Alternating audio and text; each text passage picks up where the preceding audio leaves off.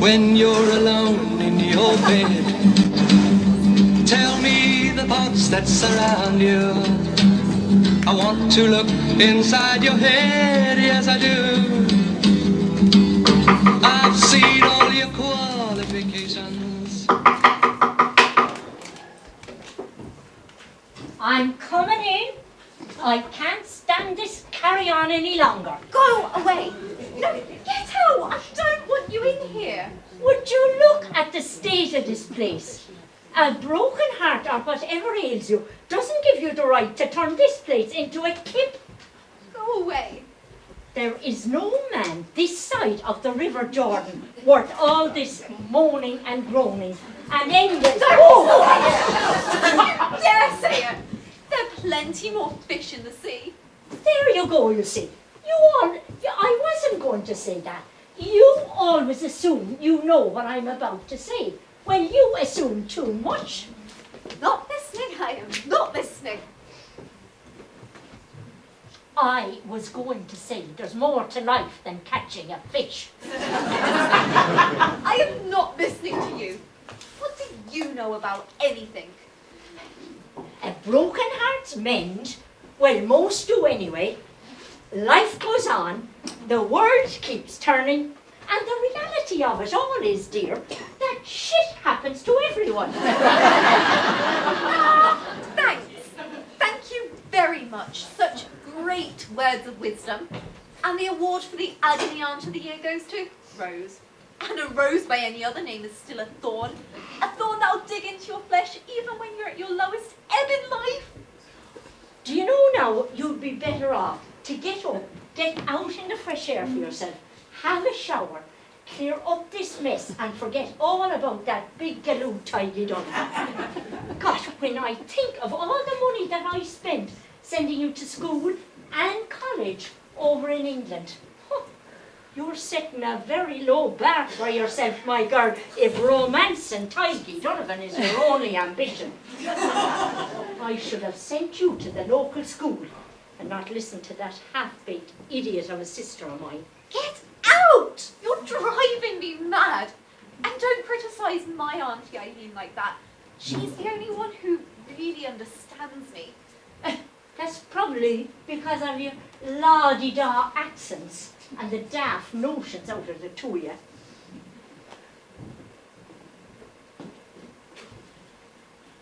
Anyway, I don't know what you see in that tidy Donovan, anyhow. Of course you wouldn't. And he always said he liked you. God only knows why. I very much doubt now that he said he liked me. You're only saying that to make me feel bad about what I said about him. No, I'm not. When I used to be complaining about you, he'd always say that under your mother's tough old skin is a good person. Oh, he did he? And am I supposed to feel grateful for that, am I? Should I, write him a thank you note and maybe throw in a couple of scratch cards? What you like, just leave me alone.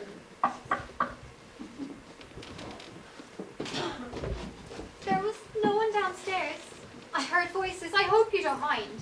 Oh, we're all right now. Mo Molan, otherwise known as Gold on my Ear or Joan of Arc, has arrived. Let it out now, honey. Just let it out. Let it out now, darling. Do not be afraid to connect with your most tender feelings. Feel the emotion. Go with the flow. For the love of God, it's her first time more romance. She hasn't been left with a house full of hungry orphans. Pain is pain, and it is all relative. So we're all supposed to go around Oligoni, are we now, about Tiggy Donovan, the same fellow who I saw not so long ago, and he heading off to the pitch for himself with his hurley thrown over his shoulder and his football boots hanging on the end of it. When did you see him? Did he say anything to you? About an hour ago. He said, "Hello, Mrs. Brosnan." And did you say anything to him? I said hello, Ty. No, no, I threw a lasso around him and I said, I have you now, and you're coming back home with me to sort out the almighty mess you've left in my house. Have you been in contact with him at all, darling, since the breakup? I text him. Did you? I did. 23 times, and he didn't reply to any of them. Not one.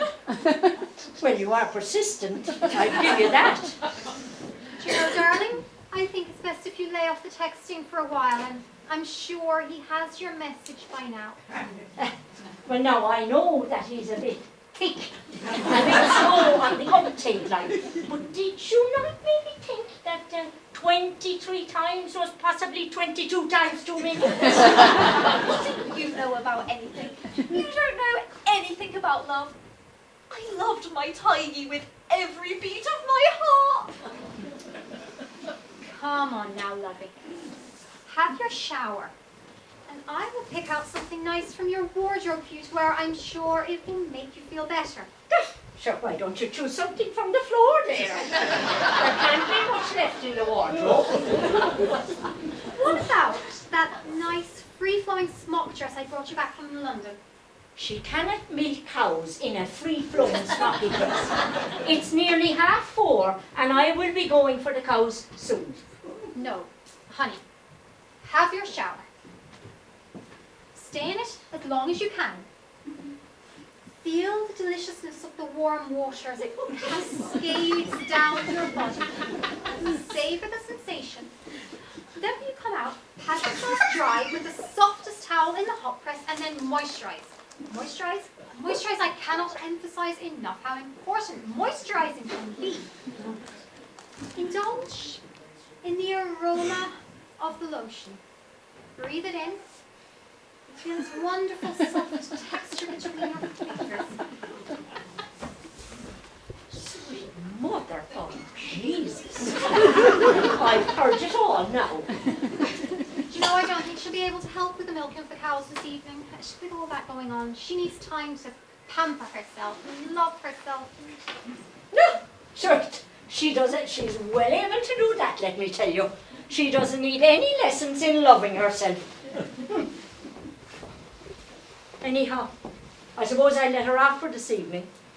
By the time all that bathing and rubbing down is done, sure the cows will be fit to drop. Oh no, wait now, maybe now. We'll just postpone the shower altogether until after I have milked the cows all on my own, and then I'll draw up a couple of buckets of fresh milk so she can bathe like Cleopatra. Not funny.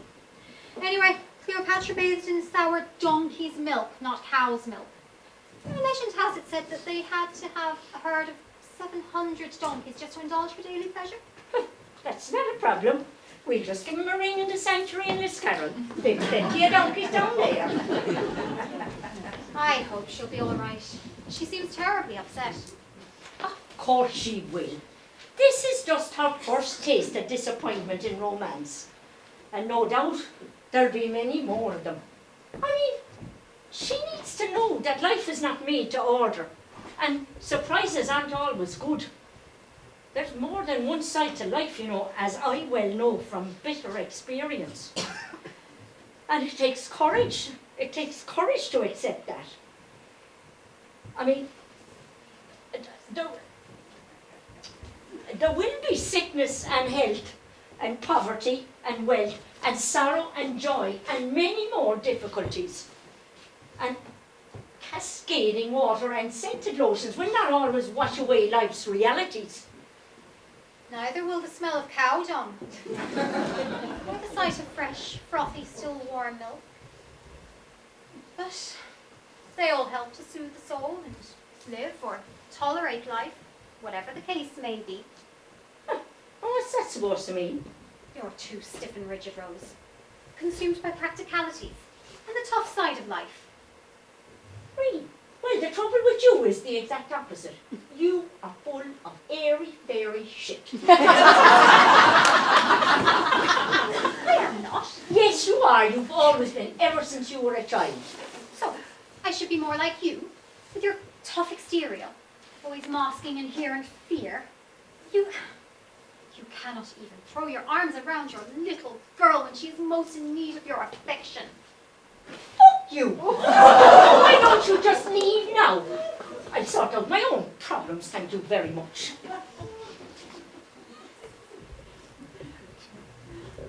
When Yvonne comes back, go to her.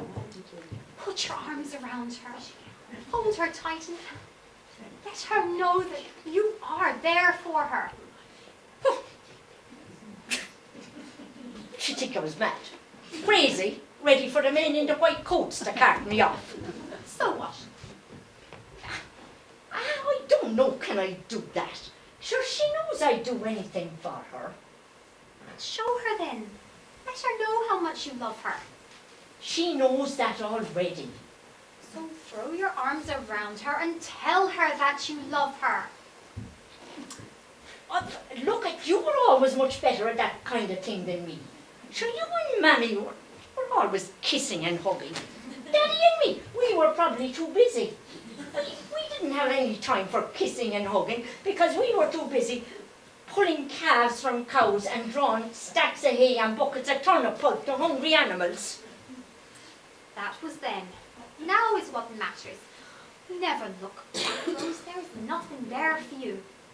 Yeah. We can only live for the day. Yeah?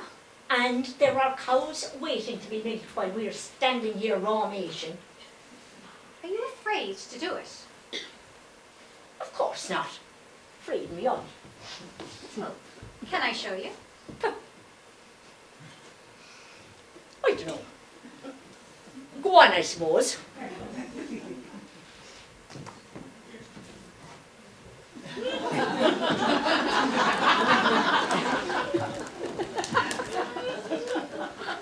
You know, if you are finding it difficult, you could practice first by embracing yourself.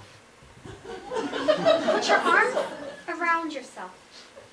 Hug yourself tight. Love yourself.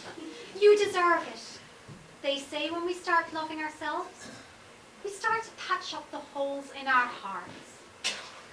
I'm not going to do that. Anyway, look.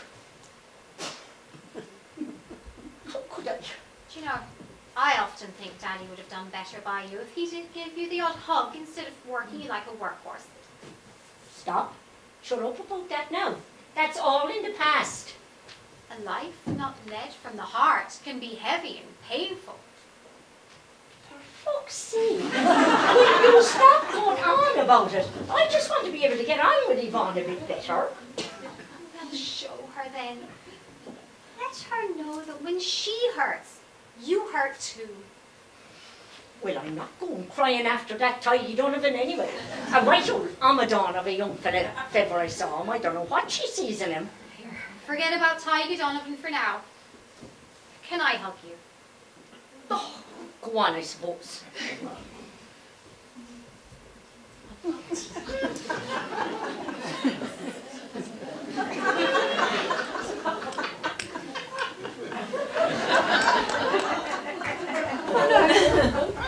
Is there somebody dead? Of course not, love. Somebody sick then? You're not sick, are you? Oh no, you're not going to die like Dad, are you, Mum? I am not sick, sure, I'm healthy as a horse. You know me, it's nothing like that. We were just playing. Playing a game. What kind of game? You never play games. Go back to normal. Stop acting weird.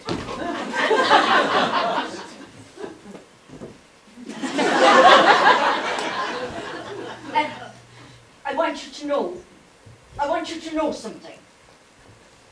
I'm adopted. Oh, for Jesus' sake, how can you say that with your father's big brown eyes staring back at me every time you open them? Okay then. So, what is it that you want me to know?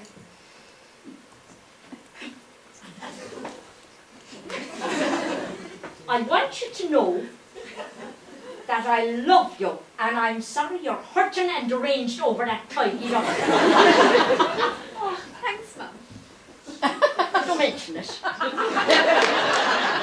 I thought you were going a bit soft on us there until you came out with that deranged part. I'm not deranged. It's just in love, I suppose. Now, you know what I said there, you know that thing that's about, you know, that first thing I said about loving you. Well, that's the important thing. That's the thing I want you to know. I know, Mum. I've always known. So don't be going too soft on us now, or we'll have to get you assessed.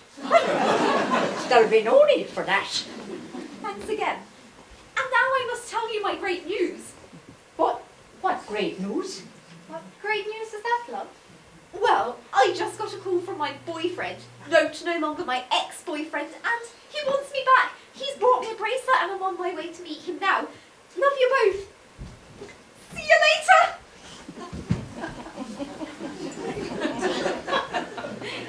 As sure as God, she'll marry that fool yet.